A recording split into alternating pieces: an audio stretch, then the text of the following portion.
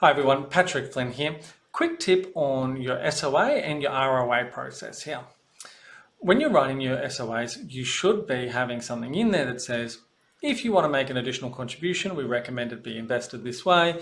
If there's withdrawals that are unscheduled, we recommend that funds be taken from here. We can also do other things about, keeping our IP in check in the event that you have a pay rise or something like that.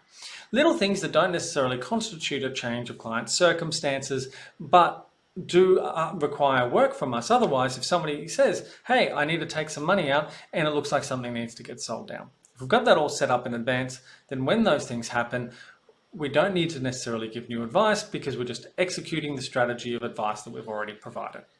Now, that's definitely a compliance question for you, but I'd encourage you to look at those options with your compliance team to make sure that you're not necessarily issuing records of advice when really it's a case of we're just executing strategy, or we could be executing strategy. Now, one area where there can feel like there's a bit of a conflict there with client experience, client outcomes, and efficiency is to think about, well, we actually want to look at the client's portfolio every time. And that's totally cool. You can definitely do that. This process doesn't require you to change that, but if you have a step where you go, the strategy is documented in the SOA.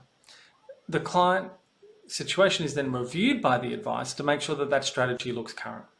If there's any doubt, the advisor picks up the phone, confirms the strategy, or if there needs to be a slight variation that meets the ROA requirements, then an ROA gets issued at that time.